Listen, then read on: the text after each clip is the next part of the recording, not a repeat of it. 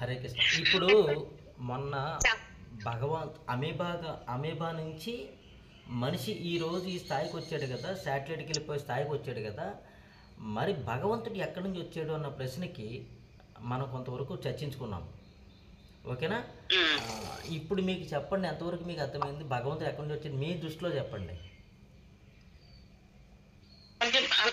అది గురుజీ అంతకంటే ముందు ఉన్నట్టు ఏకకణకి జీవి కంటే ముందు ఉన్నారని అనుకున్నాం కదా గురుజీ ఆ రోజు.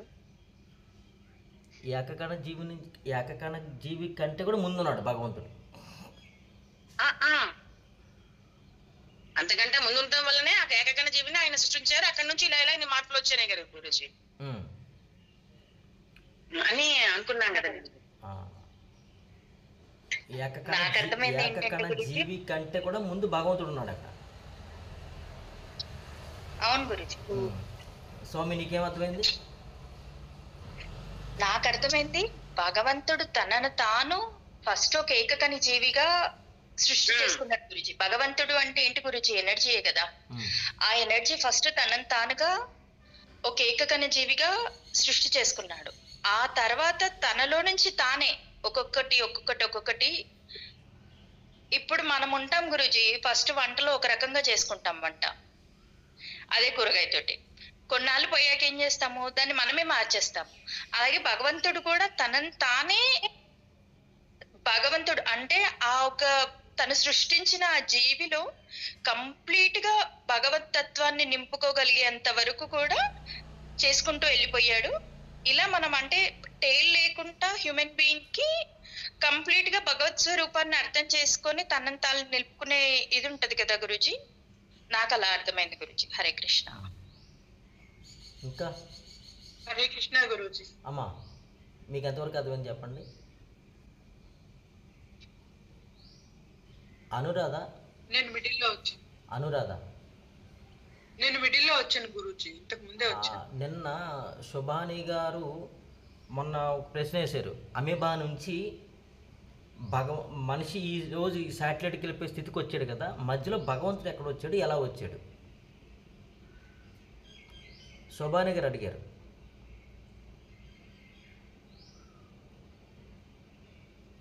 మనం దాని గురించి చర్చించుకున్నాం. మీకు ఎంతవరకు అర్థమైంది?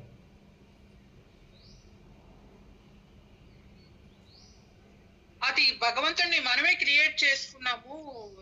మీరు అప్పుడు చెప్పారు కదా, 2 కర్రలు 2 స్టోన్లు అవి తీసుకొని మనమే ఒక రూపం చెక్కుకొని మనమే క్రియేట్ చేసుకున్నాము అని చెప్పారు. ఓకే, మనమే భగవంతుణ్ణి మనసులోకి ఇన్వైట్ చేసుకుని మనమే ఒక కొయ్యి బొమ్మను తయారు చేసుకుని తర్వాత మనమే ఒక రాయిని తయారు చేసుకుని భగవంతుని మనమే ఇన్వైట్ చేసుకున్నాం, భగవంతుని మనమే ఆవాహనం చేసుకున్నాం.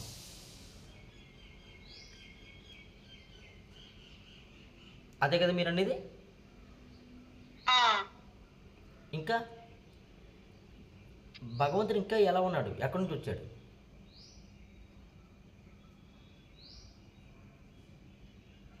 అందుకే కదా మన అన్వేషణ అంతా. అందుకే కదా మన అన్వేషణ. ఇంకా ఎవరికి ఎంతవరకు అర్థమైంది?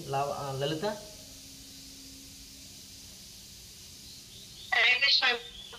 చెప్పమ్మా. అంటే మనకి తెలియని ఒక ఎనర్జీ ఉంది, అదే అమీబా రూపంలో ఏకకణ జీవి, అది డెవలప్ అవుతూ మనకి వచ్చింది. అయితే మనము భగవంతుడు అనేది ఒక రూపాన్ని ఒక సృష్టిని పెట్టుకున్నది మనమే అని చెప్పారు గురుజీ.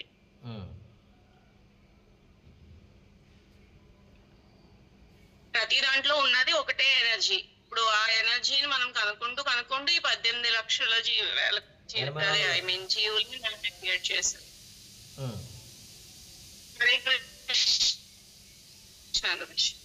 84 లక్షల జీవరాశుల్లోకి భగవంతుడికి రూపం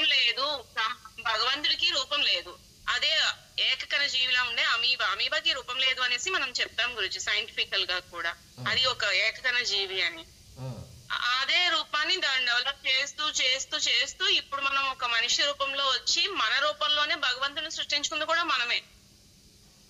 అది ఫస్ట్ ఒక చెక్క, తర్వాత ఒక రాయి, అలాగా ఇప్పుడు రాయి రూపంలో మనం భగవంతుని కొలుస్తున్నాము. ఒక రూపాన్ని క్రియేట్ చేసింది కూడా మనమే, కానీ భగవంతుడు అనేవాడు ఒక ఎనర్జీ, అది మనలో ఉన్నది అనేసి చెప్పుకున్నాం గురించి. ఓకే, దీన్ని మీరు ఎంతవరకు ఏకీపిస్తున్నారు? నేను గురించి 100%. ఓకే, శ్రీనివాస్ గారు, శ్రీనివాస్ గారు, శ్రీనివాస్ గారు, హరే కృష్ణ గురుజీ. మీకు ఎంతవరకు అర్థమైంది? మీకు అంటే భగవంతుడు తాను తానే అన్నిట్లో అనుభవం చెందడానికి ఆ రూపం తీసుకొని దాని అనుభవం చెందడానికి వచ్చిండని అనిపించింది గురుజీ. ఓకే, తాను డెవలప్ చేసుకుంటూ అనుభవం చెందడానికి వచ్చిండని అనిపించింది అన్ని రూపాల్లో, అన్ని ఎక్స్పీరియన్స్. గురూజీ, సుబాని గారు, హరే కృష్ణ గురూజీ. సుబాని గారు, మీకు ఎంతవరకు అర్థమైంది? హరే కృష్ణ గురూజీ మాట్లాడుతున్నా. హరే కృష్ణ వినబడుతుంది. మీకు ఎంతవరకు అర్థమైంది? ఇప్పుడు ఈ దేవుడు అంటున్నారు కదా, మనమే దేవుడు అంటున్నాం కదా, మరి మనలో ఇన్ని రకాల భావాలు ఎందుకు ఉన్నాయి, ఇన్ని రకాల రూపాలు ఎందుకు ఉన్నాయి, ఒకే రూపంలో ఉండాలి కదా అనేది చిన్న ప్రశ్న అనేది. ఇప్పుడు ఆ ప్రశ్న మీకు సమాధానం వచ్చిందా రాలేదా?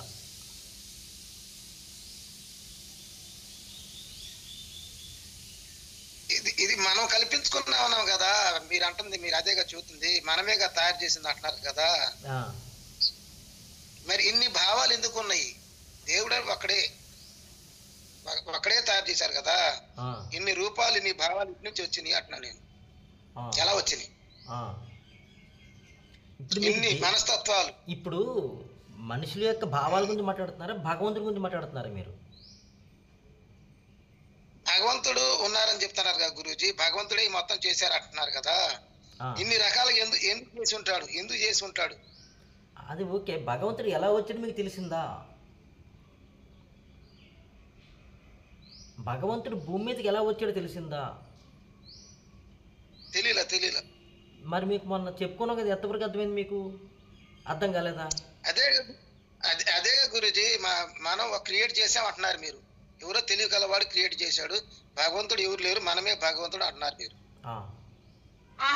అది రూపాలు మనమే క్రియేట్ చేసుకున్నామన్నాం.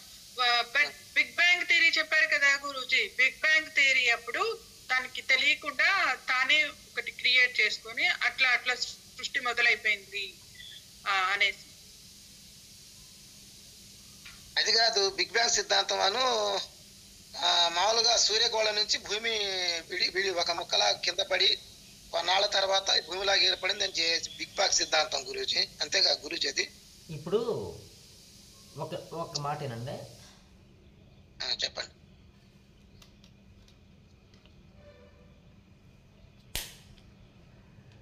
మనం మాట్లాడే ఏదైతే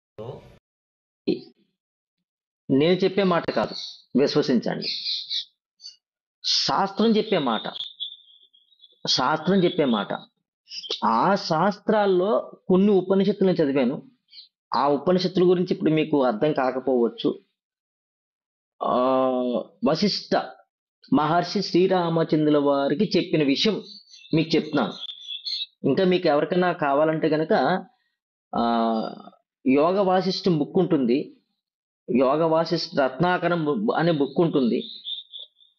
అది ఎక్కడ దొరుకుతుందంటే వేల్పూరు మలయాళ స్వామీజీ ఆశ్రమంలో దొరుకుతుంది, లేదంటే విద్యా ప్రకాశానందగిరి కాళహస్తి విద్యా ప్రకాశానందగిరి కాళహస్తి వారి ఆశ్రమంలో బుక్ దొరుకుతుంది.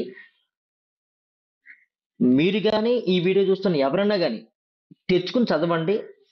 చదివితే ఎంతవరకు అర్థమైందో అర్థం చేసుకోండి, లేకపోతే నాకు కాల్ చేయండి, ఇంకా మీకు వివరంగా చెప్తాను. అంటే నాకు అర్థమైన కోణంలోనే మీకు చెప్తాను. నాకంటే ఇంకా బాగా ఏమంటారు,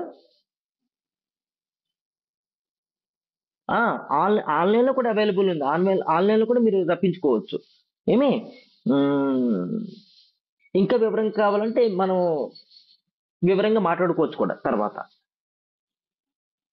వశిష్ఠ మహర్షి చెప్తున్నాడు స్పష్టంగా, భగవంతుడు అనేది తన యొక్క మనస్సు నుంచి భగవంతుని రప్పించుకున్నాడు. భగవంతుడు భగవంతుడిని తన యొక్క మనస్సు నుంచి మనిషి రప్పించుకున్నాడు. అసలు మనిషిని క్రియేట్ చేసింది ఎవరు? ఆ భగవంతుడే. ఆ భగవంతుడికి ఒక రూపం లేదు, ఒక నామం లేదు అని శాస్త్రం చెప్తున్న వచనం, నా వచనం అయితే కాదు. గమనించండి. ఇప్పటికి ఏనండి, ఇప్పటికి ఈ భూమిలో ఒక జీవరాశి పుట్టింది అంటే ఆ జీవరాశి నుంచి మనిషి వచ్చాడు అంటే మనిషి అప్పటి నుంచి జ్ఞానం తెలిసిన కాడి నుంచి ఇప్పటి వరకు భగవంతుడు ఇలా ఉన్నాడు అని చెప్పింది ఎవరు లేరు. 84 లక్షల జీవరాశుల నుంచి మనిషి ఇప్పటి వరకు కూడా భగవంతుడు ఇలా ఉన్నాడు అని చెప్పింది ఏ ఋషి కూడా లేడు, ఏ ఋషి కూడా చూడలేదు. ఎలాగా? తన యొక్క కంటితో, తన యొక్క బుద్ధితో, తన యొక్క ఆలోచనతో భగవంతుణ్ణి చూడలేకపోయాడు, అనుభూతి చెందడం తప్ప. ఆ అనుభూతి ఎలా ఉందనేది ఎవరు చెప్పలేకపోవచ్చు. ఎందుకంటే ఒక తీపి అనేది ఎలా ఉందో నోటికి రుచి తెలుస్తుంది తప్ప ఆ తీపి ఎలా ఉందని చెప్పడానికి, భావనలో చెప్పడానికి లేదు, రాదు. అదే భగవంతుని యొక్క తత్వం. ఇంకా తర్వాత మన ఇదివరకు మాట్లాడుకున్నట్టుగానే మనిషి మనస్సులోంచి భగవంతుని సృష్టి చేసుకున్నాడు. ఎలా? రామదాసు యొక్క గురువు తెలుసు కదా, భక్త కబీర్. భక్త కబీరేనా? భక్త కబీర్. కబీర్ ముస్లిం. ఆ కమ్యూనిటీలో పుట్టినా కానీ,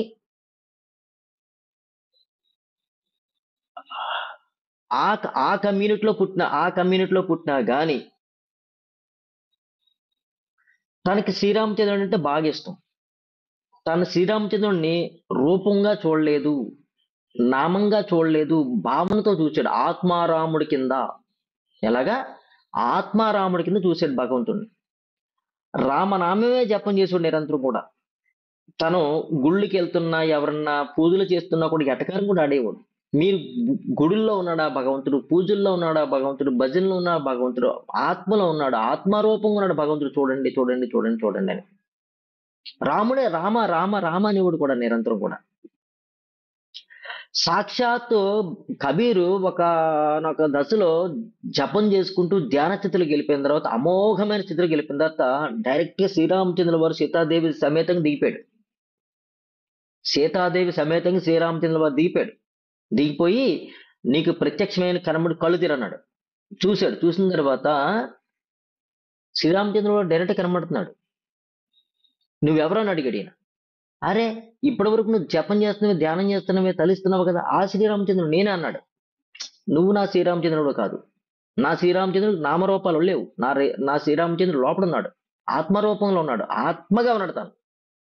నువ్వు కాదు శ్రీరామచంద్రుడు. నువ్వు కనబడతావు, మళ్ళీ మాయమైపోతావు. ఎందుకంటే నా కంటికి కనబడేది ఏదైతే ఉందో అది నిదర్శనంగా, నిశ్చలంగా, సత్యంలో నిలబడిపోవాలి ఖచ్చితంగా. నా కంటికి ఎప్పుడు అది కనబడదు, మాయమైపోతుంది.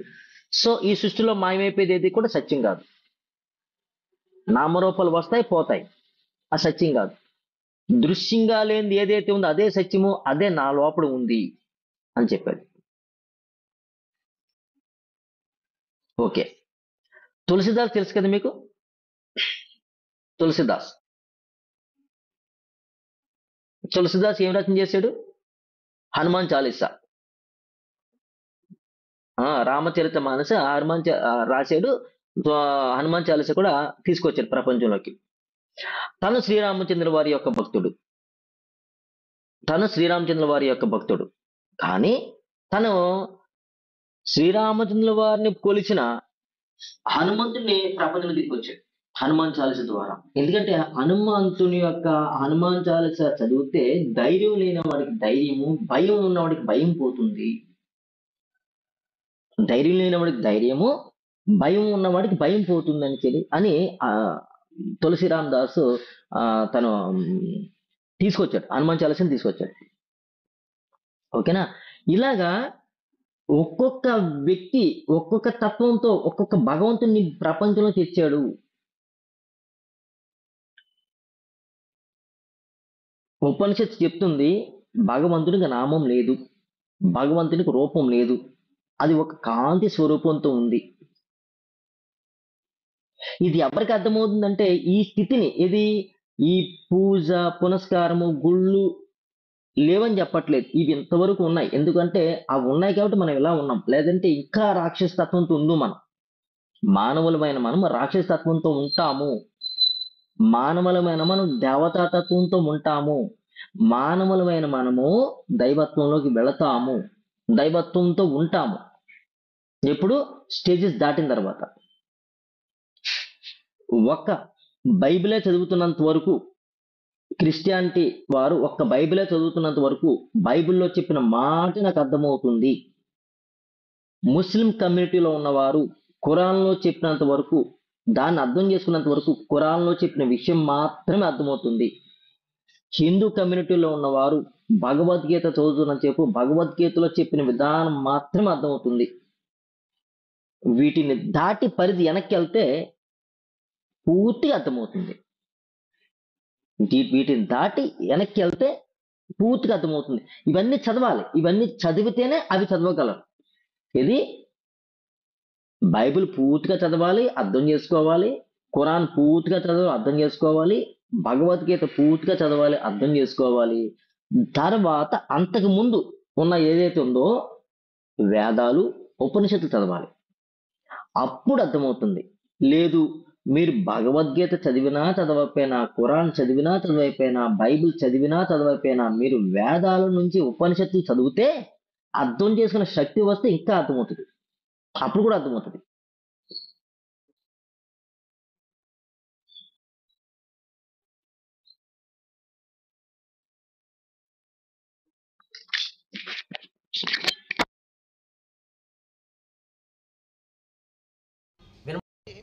వినబడతలేదు, వినబడతలేదు, గట్టి చెప్ప. ఇప్పుడు మీరు వేదాలు అంటున్నారు, వేదాలు ఇవి మీ హిందూ గురించి చెబుతే గానీ క్రిస్టియానిటీ ముస్లిం ఈ బుక్ గురించి చెప్పగా గురూజీ. ఇప్పుడు ఉపనిషత్ అనేది క్రిస్టియానిటీకి ముస్లింకి హిందూ తత్వానికి సంబంధించింది కాదు. ఖురాన్ ఎవరు రాశారు?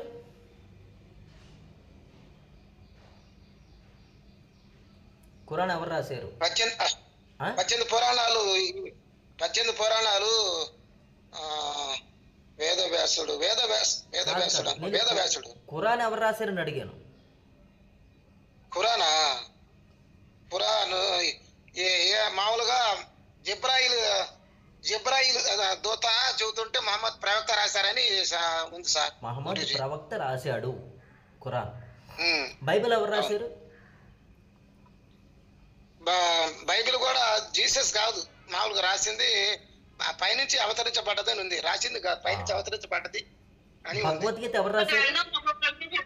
చెప్తాది గురూజీ బైబిల్ అయితే. ఏనండి అమ్మా, ఒక్కొక్క గ్రంథము ఒక్కొక్క, అది బైబిల్లో గ్రంథాలు ఉంటాయి గురూజీ, దాన్ని ఒక్కొక్క గ్రంథము ఒక్కొక్కరు రాశారు అని చెప్పబడుతుంది గురూజీ. అది అక్కడ జరిగిన ఒక్క ప్రవక్త ఒక్క గ్రంథం రాశారని నేను చెప్పేది అదే. భగవద్గీత ఎవరు రాశారు? శ్రీకృష్ణుడు గారు చెప్పింది పట్టుకొని వ్యాస మహర్షి రాశారు. వీరందరూ కూడా ఈ 3 బుక్లు రావడానికి కారణమైన వీరందరూ కూడా ఆ వేదాల్లోంచి ఆ ఉపనిషత్తులను తీసుకున్నదే ప్రమాణము. వారు తీసుకుని వారి కమ్యూనిటీని ఒకటి ఏర్పాటు చేసుకుని వారి కమ్యూనిటీకి అర్థమయ్యేలా చెప్పుకున్నారు. ఇప్పుడు దీన్ని బట్టి అంత ముందు మీ కమ్యూనిటీ ఉందనే తత్మా ఈ 2 కమ్యూనిటీ ఫస్ట్ హిందూ కమ్యూనిటీ ఉందనే. లేదు, అది హిందూ కమ్యూనిటీ అని చెప్పడానికి లేదు. అది హిందూ కమ్యూనిటీ చెప్పడానికి లేదు. ఎందుకంటే ఉపనిషత్తు డైరెక్ట్గా ఇప్పుడు ఈ విశ్వం ఎలా ఏర్పాటు అయిపోయిందో అలాగే ఉపనిషత్తు కూడా ఏర్పాటు జరిగిపోయింది. అది ఎలాగా? అదేనండి, ఉపనిషత్తులు 108 ఋషులు రాశారు. అది వారు సాధన చేసి, అంటే ఇప్పుడు మన హీలింగ్ విధానంలో మాస్టర్ సాకుసి కానీ మికాఓసి కానీ ఎలాగా తపస్సు చేసి సాధన చేసి ఆ హీలింగ్ విధానాన్ని కనిపెట్టారో అర్థం చేసుకోండి. డాక్టర్ మెకా ఉసివి రేకి హీలర్ మాస్టర్, మాస్టర్ సాకుసి మన యొక్క ప్రాణిక్ హీలర్ మాస్టర్. వీరిద్దరూ ఈ ప్రపంచంలోకి హీలింగ్ విధానాన్ని తీసుకొచ్చారు. వీరిద్దరు తీసుకొచ్చారు, అంతకుముందు లేదా అంటే అంతకుముందు ఉంది ఋషుల దగ్గర. ఆ ఋషుల దగ్గర అంతర్ధానమైపోయిన ఈ హీలింగ్ విధానాన్ని వీరిద్దరూ గురూజీ ఏనండి చెప్పండి. ఈ ముగ్గురు మన తెలుగు వాళ్ళు కాదు, ఋషులు కాదు, ఎవరు వీళ్ళు? ఇతర దేశస్తులా? మన ఇతర దేశం దేశస్తులే. వాళ్ళు కాదుగా? డాక్టర్ మెగా ఊసి గారు కానీ మాస్టర్ చాక్ ఊసి గారు ఇద్దరు కూడా ఇతర దేశస్తులే, ఇతర దేశస్తులే. మన యొక్క భారతీయ ఋషులైతేనేమి అసలు భారతీయ ఋషులు తీసిన ప్రపంచంలో ఉన్న ఋషి అనే వ్యక్తి దగ్గర ఈ హీలింగ్ విధానం ఉంది. వాళ్ళు ఏ కమ్యూనిటీ అనేది వదిలేని పక్కెట్టి నాకు తెచ్చి తెలియదు. ఆ ఋషి దగ్గర నుంచి అంతర్ధానమైపోయిన హీలింగ్ విధానం ప్రపంచంలో ఉండిపోయింది, విశ్వంలో ఉండిపోయింది. గమనించండి, విశ్వంలో ఉండిపోయింది. ఆ విశ్వంలో ఉండిపోయిన ఆ ఈ హీలింగ్ విధానాన్ని వారు సాధన చేసి మనస్సులోకి రప్పించుకున్నారు. ఆ మనసులోకి రప్పించుకున్న ఆ హీలింగ్ విధానాన్ని ఆ భగవంతుడు వారికి ఇచ్చాడని చెప్తాను నేను. మెకా ఓసి గారికి ఒక కాంతి రూపంలో కనబడి జస్ట్ మాయమైపోయింది. అలాగే మా చాక్ ఊసి గారికి కూడా ఒక కాంతి రూపంలో కనబడి మాయమైపోయిందట. ఆ కాంతి రూపంలో కనబడి మాయమైపోయిన తర్వాత భగవంతుడు ఇదని చెప్పడానికి వాళ్ళకి లేదు. ఏదో ఒక కాంతి వచ్చింది, మాయమైపోయింది అంతే. వారు తర్వాత తెలుసుకున్నది ఏంటంటే ఎక్కడో నొప్పి వచ్చింది, ఇలా చేయట్టుకున్నారు. ఆ నొప్పి వచ్చింది చేయట్టుకున్నారు, అక్కడ నొప్పి తగ్గింది. మెకా ఓసి గారు కొండ ప్రాంతంలోకి వెళ్ళిపోయి కొన్ని రోజుల పాటు సాధనలు ఉండిపోయారు. ఉండిపోయిన తర్వాత అది ఆయనకి లైటింగ్ వచ్చిన తర్వాత బయటకు వచ్చేస్తున్నారు. బయటకు వచ్చేసి కొండ దిగుతున్న మూమెంట్లో చాలా రోజుల నుంచి ఇప్పుడైతే మర్చిపోయాను ఎన్ని రోజులు, బట్ నేనైతే బుక్లో చదివి ఇప్పుడైతే మర్చిపోయాను, దీన్ని తప్పుగా ఊహించద్దు. చాలా రోజుల నుంచి ఆహారం లేదు కాబట్టి శరీరము కొద్దిగా నీరసం పడినట్టు అనిపించి, లేదు కొండ దిగుతున్నప్పుడు రాయి మీద కాలు వేసి జారి పడిపోయాను.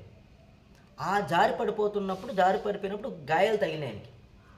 ఒక ప్రాంతంలోకి వచ్చిన తర్వాత, కొంచెం పల్లంగా ఉన్న ప్రాంతంలోకి వచ్చిన తర్వాత గాయం తగిలింది కదా, అమ్మ అనుకున్నాడు. ఇలాగా అమ్మ అనుకున్న తర్వాత అక్కడ గాయం తగ్గిపోయింది, రక్తం కూడా పూడిపోవడం తగ్గిపోయింది, రక్తం కూడా గట్టి కట్టేసింది అక్కడ.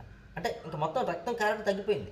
అప్పుడు అర్థమైంది, ఓహో నాకు ఆ శక్తి కనబడింది, ఆ శక్తి ఈ హీలింగ్ విధానం నాకు నేర్పింది అని తనకు తెలియకుండానే. అతను పైనుంచి మెకా ఊసి గారు పైనుంచి కొండ దిగి వచ్చేటప్పటికి ఒక హోటల్ యజమాని ఇతను వెళ్ళడం చూసాడు, మళ్ళీ రావడం కూడా చూశాడు. సరిగ్గా కొండ మొగల్లోనే హోటల్ ఉందన్నమాట. అతను చూడగానే స్వామి మీరు రండి అని చెప్పేసి గడ్డాల మీసాలు పెరిగిపోయిందనమాట. ఎన్ని రోజులు వెళ్ళాడు గుర్తులేదు నాకు.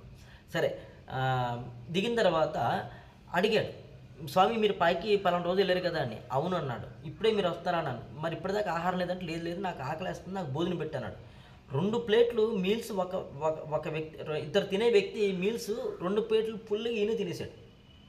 అప్పుడు స్వామి మీరు పైకి వెళ్ళారు కదా, మీరు ఏం తెలిసిందంటే ఏమి లేదు, నాకు కొద్దిగా ఒక లైటింగ్లా కనబడింది, అది ఏంటో నాకు తెలియదు, కనబడింది. తర్వాత నేను జారిపడిపోతున్నప్పుడు ఇలా గాయం అయింది, ఆ గాయం తగ్గింది నాకు అన్నాడు.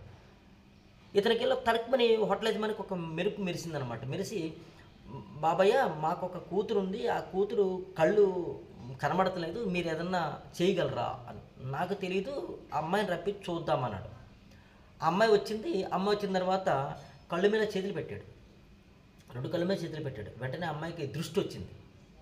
హరే కృష్ణ గురుజీ. హరే కృష్ణ. దృష్టి వచ్చిన తర్వాత అర్థమైంది, ఓహో అయితే ఒక హీలింగ్ విధానం వచ్చింది నాకు అని అర్థమైందని మెకా ఓసి గారికి. అక్కడి నుంచి ఆయన హీలింగ్ చేసుకోవడం మొదలెట్టాడు. వేరే విషయము మీకు చెప్పేది అంటే, ఇతను కనిపెట్టక ముందే ఆల్రెడీ హీలింగ్ విధానం ఉంది, స్వస్థత చేసే విద్య ఉంది, అది విశ్వంలో ఉంది.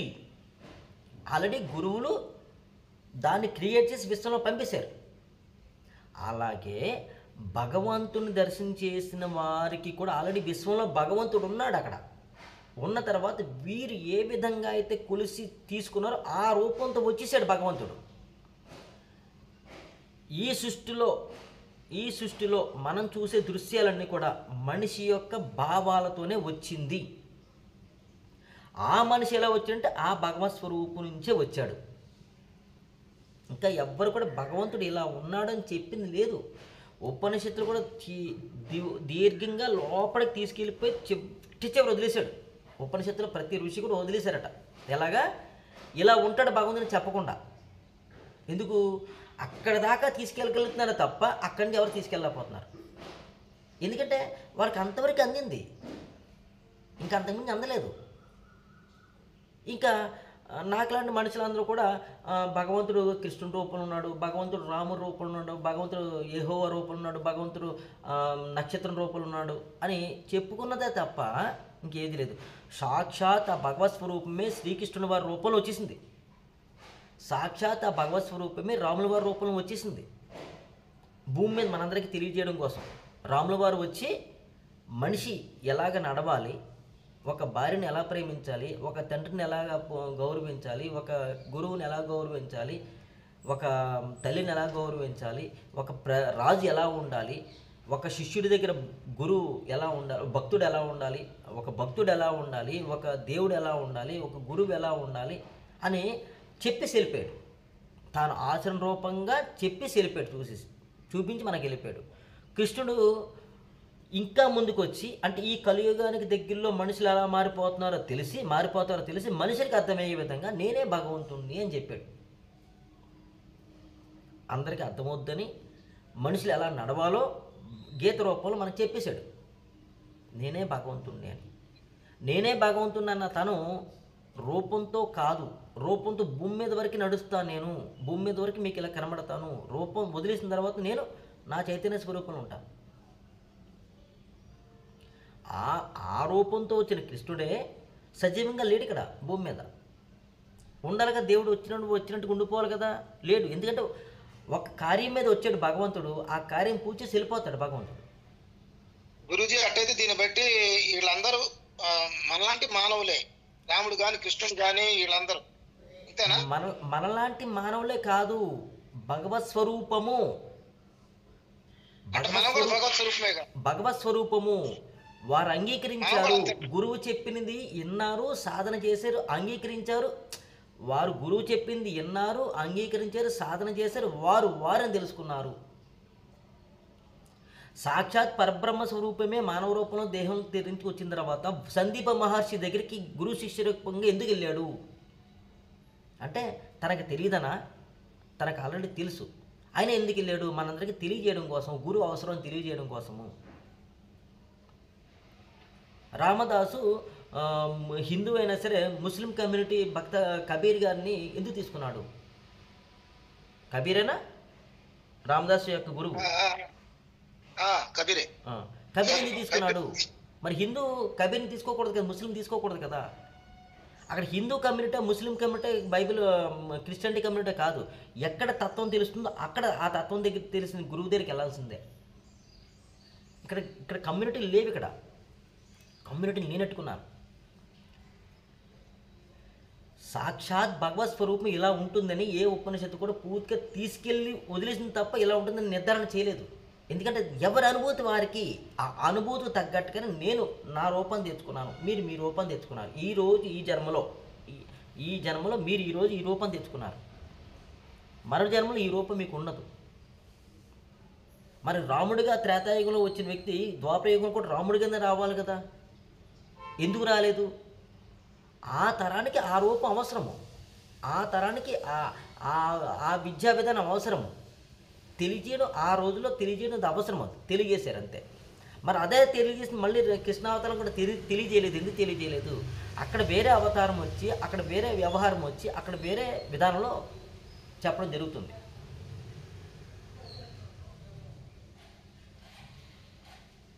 ఒకప్పుడు నేను బీరువాలు తయారు చేసిన ఒక వ్యాపారస్తుని, ఆ రోజుకి ఆ జ్ఞానం అవసరము, నా కింద శిష్యులు తయారు చేశాను, అప్పుడు ఎలాగా తయారు చేయాలో అది నేర్పాను.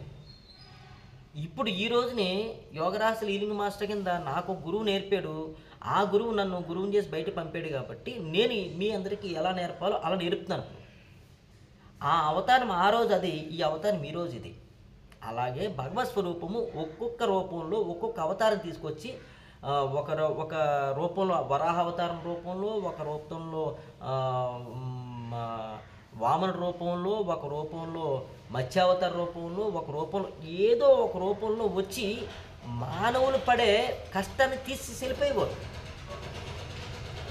మానవుడు పడే కష్టాన్ని తీసి వెళ్ళిపోయేవారు, ఇబ్బందులు తీసి వెళ్ళిపోయేవారు. భగవంతుడే. ఆ భగవంతుడే, సాక్షాత్ భగవంతుడే పూర్తి మానవ రూపంలో మారిపోయిన తర్వాత ఆ భగవంతుడికే తన అజ్ఞానంగా ఉన్నప్పుడు ఆ భగవంతుడే ఒక రూపంలో గురువుగా వచ్చి ఆ భగవంతుడే మరలా మనందరికీ తెలియజేయడం కోసం విగ్రహాలను ఏర్పాటు చేశాడు. ఎందుకు? ఈ మనుషులు ఇంకా క్షీణించిపోతున్నారు. రానున్న రోజులు ఇంకా క్షీణించిపోతారు. వారందరికీ భగవంతుని యొక్క తత్వాన్ని అర్థం చేసుకునే శక్తి పోతుంది. భగవంతుని యొక్క శక్తిని, తత్వాన్ని అర్థం చేసుకునే శక్తి పోతుంది, జ్ఞానం పోతుంది. వీళ్ళు పూర్తిగా జ్ఞానం పోయి అజ్ఞానంలో మిగిలిపోతారని చెప్పి ఆ అజ్ఞానం నుంచి తప్పించుకోవడం కోసము మనకి ఇక ఈ విధంగా పూజ పునస్కారము, గుడి గోపురం తీసుకొచ్చి పెట్టారు మహర్షులు. కానీ ఇక్కడే శాశ్వతం అనుకుని ఈ పూజ పునస్కారం ఇక్కడే శాశ్వతం అనుకుని ఇక్కడే ఉండిపోయి ఇంకా వారి యొక్క మాలిన్యతత్వాన్ని వదిలించుకోలేకపోతున్నారు. భగవంతుని పూజ చేస్తున్నాము, జపం చేస్తున్నాము, ధ్యానం చేస్తున్నాము. ఎంతసేపు? గంట, 2 గంటలు, 3 గంటల తర్వాత ఎన్ని గంటలు నేను మనిషి రూపంలో ఉండి మానవతత్వంతో ఉండకుండా రాక్షసతత్వం అంటే ఏమిటి? కామ, క్రోధ, లోభ, మోహ, మదమసిలిన అరిషడ్వర్గాలతో. ఇప్పుడు చూడండి, ఇప్పుడు ఈ మెసేజ్ చెప్తున్నాను నేను, ఈ వీడియో చెప్తున్నాను, దీని వీడియో కింద తీసి ఈ వీడియోని యూట్యూబ్లోనో ఫేస్బుక్లోనో అప్లోడ్ చేస్తున్నా సరే, వారు ఈ వీడియోని చూసి అర్థం చేసుకోకుండా ఈ వీడియో కూడా సెటైర్ వేస్తుంటారు కొంతమంది. ఎందుకు వేస్తుంటారంటే వారి యొక్క వాసనా బలము, అది వారి తప్పని చెప్పను మీకు. వారి యొక్క వాసనా బలంతో వారికి ఎంతవరకు అర్థమైందో అంతవరకు అర్థమవుతుంది. దానిని ఎంతవరకు తీసుకోవాలో అంతవరకు తీసుకుంటారు. ఇష్టపడితే దాన్ని ఇష్టపడతారు, ఇష్టపడకపోతే దానికి సెటైర్ వేసి దానికి ఒక కామెంట్ పెట్టి వదులుతారు. ఎందుకంటే వారు తప్పు కాదు, వారు తీసుకున్న వాసనా బలము అని చెప్తుంది శాస్త్రం. అందుకే భగవంతుడు కృష్ణుడు కూడా చెప్తాడు, నన్ను గురించి ఎవరైతే అర్థం చేసుకోవడానికి ప్రయత్నం చేస్తారో వారికి మాత్రమే చెప్పమంటుంది తప్ప అందరికీ చెప్పమంటలేదు. ఇప్పటికి ఎంతోమంది గురువులు వచ్చారు, కానీ ఆ రాముడు గురించి చెప్పిన వాళ్ళు, ఆ కృష్ణుడు గురించి చెప్పిన వాళ్ళు, ఆ రాముడు చేసిన లీలలు చేసిన రాముడు చేసిన లీలలు చెప్పిన వారు, కృష్ణుడు చేసిన లీలలు చెప్పిన వారు, జీసస్ చేసిన లీలలు చెప్పిన వారు, లేదంటే మహమ్మద్ ప్రవక్త చేసిన లీలలు చెప్పిన వారు, లేకపోతే మహమ్మద్ ప్రవక్త రాసిన బైబిల్ గురించి చెప్పేవాళ్ళు, యెహోవా కమ్యూనిటీలో గురువు ఎవరైతే ఉన్నారో వారు బైబిల్ రాశారు కాబట్టి ఆ బైబిల్ గురించి చెప్పడం వరకు, భగవద్గీతలో కృష్ణుడు చెప్పిన భగవద్గీతను చెప్పడం వరకు ఆగిపోయారు తప్ప అంతకు ముందుకు వెళ్ళలేదు. ఎందుకు వెళ్ళలేదంటే వినడానికి ఎవరు సిద్ధంగా లేరు. వినడానికి ఎవరైతే సిద్ధంగా ఉన్నారో నిజంగా వారి దగ్గరికి వెళ్తే కనుక వారికి తెలిస్తే కనుక వారు చెప్తారు. వారు కూడా ఉపనిషత్తులు చదివి అర్థం చేసుకునే శక్తి వచ్చి అర్థం చేసుకుంటే చెప్తారు, లేదంటే చెప్పలేరు. నేను ఉపనిషత్తులు చదివానని చెప్పట్లేదు. ఉపనిషత్తులు చదివిన వీటిలోకి వెళ్ళండి అందులో. నేను ఉపనిషత్తులు చదివానని చెప్పట్లేదు. 1-2 ఉపనిషత్తులు చదివాను, అది కొంతవరకు చదివాను. నాకు గొప్ప తెలిసిపోయిందని చెప్పట్లేదు. నాకు తెలిసింది గోరంతే, నాకు తెలియాల్సింది కొండంత. బట్ ఆ గోరంతలో నాకు అర్థమైన విధంగా మీకు చెప్తున్నాను. ఇంకా కొండను తెలుసుకోవాలంటే మొత్తం ఈ జీవన విధానానికి దూరంగా వెళ్ళిపోయి నేను ఎక్కడికి వెళ్ళిపోయి అధ్యయనం చేయాలి. అంత సమయం నాకు లేదు. సో ఉన్న సమయంలోనే సద్వినియోగం చేసుకుంటూ నాకు అర్థమైన సమయంలో నాకు అర్థమైన విధంగా నేను అర్థం చేసుకుని మీకు అర్థం చెప్తున్నాను. నాకు తెలిసింది గోరంతే, తెలియాల్సింది కొండంత. ఓకేనా? ఇంకా భగవంతుడు ఎక్కడి నుంచి వచ్చాడు అన్న ప్రశ్న దానికంటే కూడా, భగవంతుడు ఎక్కడి నుంచి వచ్చాడనే ప్రశ్న కంటే కూడా ముందు నేను మానవుడిగా ఉన్నాను కదా, నేను ఎలా జీవించాలని తెలుసుకోవడం ముఖ్యము. ఎలాగా? మానవుడిగా ఉన్న నేను ఎలా జీవించాలని తెలుసుకోవడం ముఖ్యము. మానవుడిగా ఉన్న నేను మాధవుడిగా ఎలా ఎదగాలని తెలుసుకోవడం ముఖ్యము. ఎలాగా? మానవుడిగా ఉన్న నేను మానవుడిగా ఎలాగ ఉండాలని తెలుసుకోవడం ముఖ్యము. మానవుడిగా ఉన్న నేను మాధవుడిగా ఎలా ఎదగాలి అని తెలుసుకోవడం ముఖ్యము. ఆ తెలుసుకున్న ప్రణాళికలో, ఆ తెలుసుకున్న విధానంలో నేను ప్రణాళికలు వేసుకుని నేను మాధవుడిగా ఎదగడానికి ప్రయత్నం చేయాలి.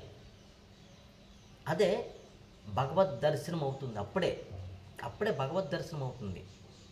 అన్నమయ్య ఉన్నాడు, చిన్నప్పుడు ఆడుతూ పాడుతున్నాడు, తన యొక్క మరదలతో ఆడుతూ పాడుతూ ఉండేవాడు ఒకానొక దశలో భగవంతుని దర్శనం తెలియకుండా వెళ్ళిపోయాడు తిరుమలకి. వెళ్ళిపోయిన తర్వాత తాను ఒక ఒక రచనలు చేస్తూ భావాలతో రచనలు చేస్తూ గీతాలు భావాలతో గీతాలు పాడుతూ భగవంతుని ఆ విధంగా గీత రూపంలో పాటల రూపంలో తను పాడుకునేవాడు. ఆ పాటలనే కీర్తనల కింద రాసుకొచ్చాడు. అన్నమయ్య ఆ కీర్తనలతో భగవంతుని అనుభూతి చెందాడు. అవును గురు. ఆ అన్నమయ్య ఆ కీర్తనతో అనుభూతి చెందిన భగవంతుణ్ణి, ఆ కీర్తనతో భగవంతుని వెంకటేశ్వరి యొక్క రూపాన్ని దర్శనం చేసుకున్నాడు సాక్షాత్తు. ఆ రూపంతో కొలిచాడు కాబట్టి. సో ఆ రూపంతోనే సాక్షాత్ పరబ్రహ్మ స్వరూపం ఈయనకి వచ్చేసింది. ఓకేనా, వచ్చేసింది. ఆ వచ్చిన తర్వాత వారికి పెళ్లి చేయాలన్న భావన భగవంతుడికి కలిగింది. పెళ్లి చేసాడు. ఎందుకంటే భార్యతో సంసారం సాగిస్తూ శృంగార గీతాలు ఎలా పాడించాలి ఇతనితో అని ఆలోచన వచ్చి శృంగార గీతాలు పాడించాడు. ఆ తర్వాత ఇక్కడితో ఆగిపోకూడదని చెప్పి భార్య తన యొక్క ప్రేమయుతంగా ప్రేమించే భార్యని తీసుకెళ్ళిపోయి వైరాగ్య గీతాలు ఎలా తీసుకురావాలి, భగవంతుని ఎలా అనుభూతి చెందడానికి సంబంధించి ఎలా గీతాలు పాడించాలి అని చెప్పి ఆ విధంగా గీతాలు పాడించాడు. లాస్ట్ గీత నాకు రాదుగా, లాస్ట్ గీత అతను పరబ్రహ్మ స్వరూపంలో వెంకటేశ్వర స్వామిలో కలిసిపోయేటప్పుడు చెప్తాడనమాట, రూపం లేదు, నామం లేదు, ఉన్నదంతా అదే, ఉన్నదంతా లోపడే ఉంది, బయట ఎక్కడ లేదని తెలుసుకుని అప్పుడు ఆ గీతం వల్ల నుంచి లోపలికి వెళ్ళిపోయాడు. అదే తిరుమలకి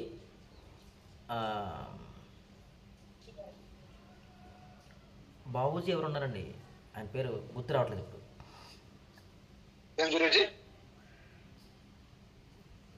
అదే తిరుమలకి ఒక పాచికలు ఆడతాడు ఆయన.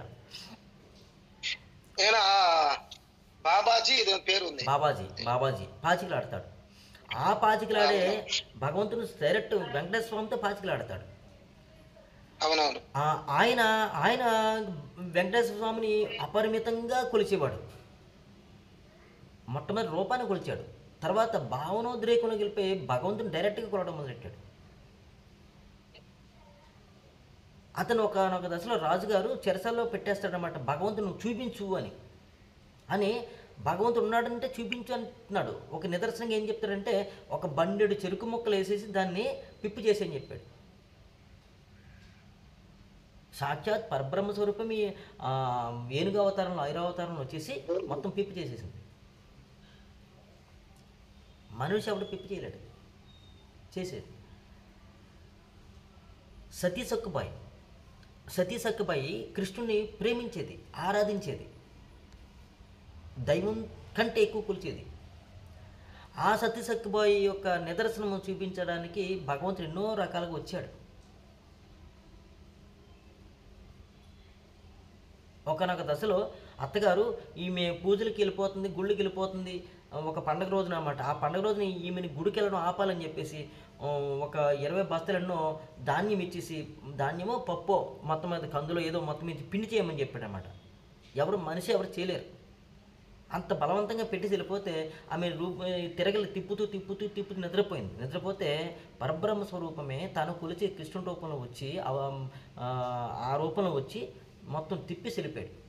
పొద్దున్న వేసేటప్పుడు, పొద్దున కాదు, వీళ్ళ గుడి నుంచి వచ్చేటప్పుడు మొత్తం అంతా రుబ్బేసింది. ఇలా ఎన్నో విన్యాసాలు చేశారు. ఎలాగా పరబ్రహ్మ స్వరూపాన్ని నువ్వు ఏ విధంగా కోరుకుంటే ఆ విధంగా రూపంలోంచి బయటకు వస్తాడు. మీరు కోరుకున్న వస్తాడు. మీరు ఏ రూపంలో కోరుకుంటే ఆ రూపంలో వస్తాడు. మీరు యెహోవా రూపంలో కోరుకుంటే యెహోవా రూపంలో వస్తాడు. జీసస్ రూపంలో కోరుకుంటే జీసస్ రూపంలో వస్తాడు. మీరు మహమ్మద్ ప్రవక్త రూపంలో కోరుకుంటే మహమ్మద్ ప్రవక్త రూపంలో వస్తాడు. అసలు ఏ విధంగా మీకు మీ ముస్లిం కమ్యూనిటీలో అసలు మీకు రూపం లేదు. భగవంతుడికి నక్షత్రం పెడతారు, ఆ నక్షత్రం కూడా ఒక రూపమే. దాన్ని దాటి కూడా మీరు కోరుకుంటే ఆ రూపంలో మీకు వస్తాడు. అసలు ఎన్ని వదిలేయండి. హీలింగ్ చేయడం ఎంతమందికి వచ్చండి? ఎంతమందికి వచ్చు? కొంతమందికి వచ్చు. ఒక శక్తి ఉందని మీకు ఎంతమందికి తెలిసింది? ఆ శక్తితో హీల్ చేయొచ్చని ఎంతమందికి తెలిసింది? కొంతమందికి మాత్రమే తెలిసింది. ఆ శక్తి తెలిసిన దాంట్లోంచి మీకు నేర్పాను. మీలో కొంతమంది చేస్తున్నారు, కొంతమందికి అంతమంది చేస్తున్నారు. మీకు కూడా శక్తి ఉన్నది, ఒకటి అనుభూతి చెందామనుకున్నారు, మీకు అనుభూతి చెందలేకపోతున్నారు, అయినా కూడా మీ హీలింగ్ చేస్తున్నారు, మీరే చెప్తున్నారు. అవునవును. ఎలాగా అవును గురూజీ. వచ్చింది ఉంది. అసలు నిజంగా భగవంతుని చూస్తారంటున్నారు కదా, మీరు డైరెక్ట్గా భగవంతుని చూస్తారా? చూడలేము. ప్రశ్న, చూస్తారా? చూడలేము. చూడలేము. ఎందుకు చూడలేరు? మీకు శక్తి లేదు. మీకు మన శక్తి చాలు. మీ శక్తి చాలదు. మీరు చూసే మీ కంటితో, మీరు చూసే మనసుతో, మీరు చూసే బుద్ధితో తెలియదు మీకు ఆ శక్తి. దానిని మించెళ్ళాలంటే భౌతిక వ్యవహారాలకి, కొంతమందికి స్పోర్ట్స్ అంటే ఇష్టము, కొంతమందికి రాజకీయాలు అంటే ఇష్టము, కొంతమంది ప్యాకాండ్ అంటే ఇష్టము, కొంతమంది వ్యభిచారం అంటే ఇష్టము, కొంతమంది జోదం అంటే ఇష్టము, కొంతమంది వ్యాపారం అంటే ఇష్టము, కొంతమంది వృత్తి అంటే ఇష్టము, కొంతమందికి ఉద్యోగం అంటే ఇష్టము, కొంతమంది కుటుంబం అంటే ఇష్టము. దీనిని దాటి మీరు వెళ్ళాలి ముందర. భౌతికంగా దీన్ని దాటి ముందుకెళ్తే అప్పుడు భగవంతుని యొక్క తత్వం గురించి మీకు తెలుస్తుంది. మీకు అంటే మీరు ఏం నేర్చుకుందాం అనుకుంటున్నారో దాంట్లో వెళ్తే మీరు అది నేర్చుకోగలరు. దేంతో తాదాప్యం చెందాం అనుకుంటున్నారో దాంతో తాదాప్యం చెందుతుంటే అంతవరకు తెలుస్తుంది మీకు. నా స్నేహితుడు ఒకడు ఉన్నాడు, అతనికి రాజకీయాలంటే మహా పిచ్చి, కానీ రాజకీయాల్లోకి వెళ్ళాడు, కానీ రాజకీయం తెలుసుకుంటూ ఉంటాడు. చీఫ్ మినిస్టర్ అంటే ఎలా ఉంటాడు, చీఫ్ మినిస్టర్ ఎలా చేస్తాడు, జగన్ ఎలా చేస్తాడు, లేదంటే ప్రైమ్ మినిస్టర్ ఎలా చేస్తాడు, వాడి మంచోడు, వీడి మంచోడు, వాడి చెడ్డోడు, వీడి చెడ్డోడు, వీటి గురించి బాగా తెలుసు. తను కృష్ణుడి భక్తుడే, తను హరికృష్ణ మతం జపం చేస్తాడు. కానీ తాను ఈ మధ్యకాలంలో భగవద్గీత చదువుతూ భగవద్గీత గురించి ఫేస్బుక్లోకి, లేదంటే ఇన్స్టాగ్రామ్లోకి, లేదంటే మన వాట్సాప్లోకి పెడుతూ ఉంటాడు ఆయన. అప్పటి వరకు తెలియలేదు అతనికి భగవంతుని గురించి. ఆ ఫేస్బుక్లోకి వాటిలోకి ఇట్లోకి పెడుతుంటాడు అతను. బట్ అతనికి అక్కడ కృష్ణుడు చెప్పింది, కృష్ణుడు ఎంతవరకు చెప్పింది అంతవరకు అర్థం చేసుకుంటున్నాడు. కృష్ణుడు చెప్పింది పూర్తిగా అర్థం చేసుకోవడం ఇంకా రావట్లేదు. నాతో స్నేహితుగానే ఉంటాడు, నాతో అస్తమానం మాట్లాడుతూ ఉంటాడు, కానీ నేను చెప్పింది అతనికి ఇంజెక్ట్ అవ్వదు. ఎందుకు ఇంజెక్ట్ అవ్వదు అంటే, నేను తన స్నేహితుడిని కదా, తనతో పాటు తిరిగినవాడిని కదా, అంగీకరించలేడు, అర్థం చేసుకోలేడు ముందర. ఎందుకంటే తనలో ఒక గిరి గీసుకుని ఉంటాడు, తను ఒక గిరి గీసుకుని ఉంటాడు. ఆ గిరి నుంచే చూస్తాడు ప్రతిదాన్ని. ఆ గిరిని దాటి బయటికి రాలేడు.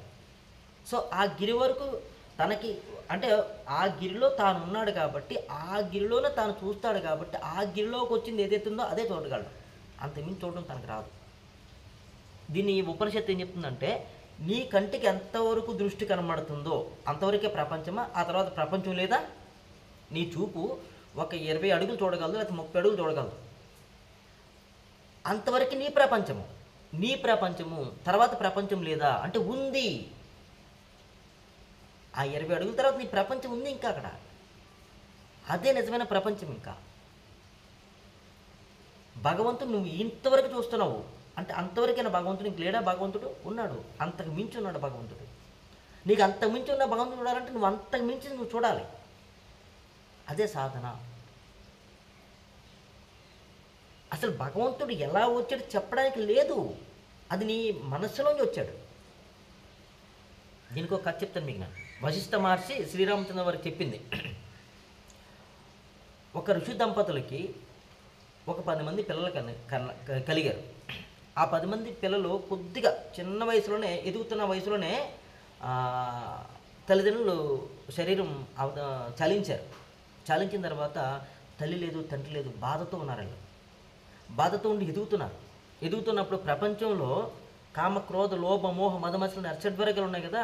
అరిషడ్ వర్గాలతో ఉన్న మనుషులు వీరిని అటాక్ చేస్తున్నారు. చేస్తుంటే వారికి వీరు తారసపడుతున్నారు, వారితో వీళ్ళు కలవలేకపోతుంటే అప్పుడు వీరు అనుకున్నారన్నమాట. ఒకటి గమనించారు బాగా, ధనం మూలం ఇదం జగత్ అని. అంటే ధనం ఉంటే ఏదైనా చేయగలమని అర్థం చేస్తున్నారు కొంతవరకు.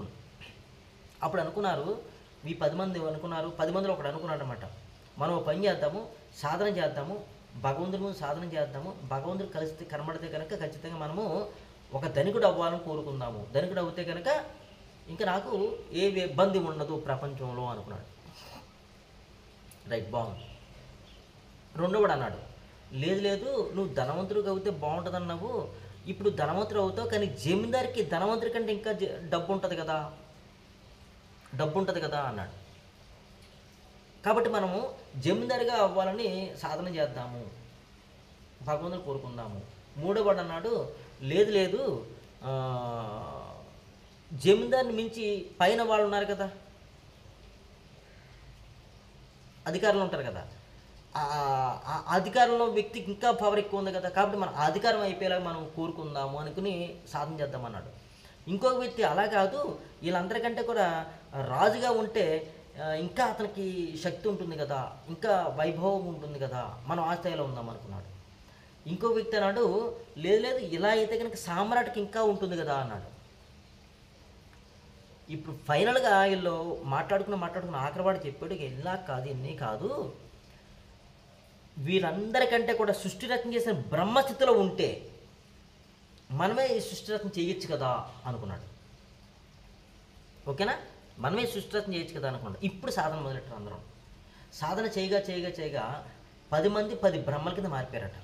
10 మంది 10 బ్రహ్మల కింద మారిపోయి వారికి వారు ఒక ప్రపంచాన్ని తయారు చేసి వారు సృష్టి రచన మొదలెట్టారు. ఇప్పుడు సాక్షాత్ పరబ్రహ్మ స్వరూపం ఒక బ్రహ్మని సృష్టించి ఆ బ్రహ్మకి పోస్ట్ ఇచ్చాడు, నువ్వు భూమిని మీద మనుషుల్ని జీవరాశుల్ని లిఖించి వాళ్ళకి సృష్టి రచన చెయ్యని.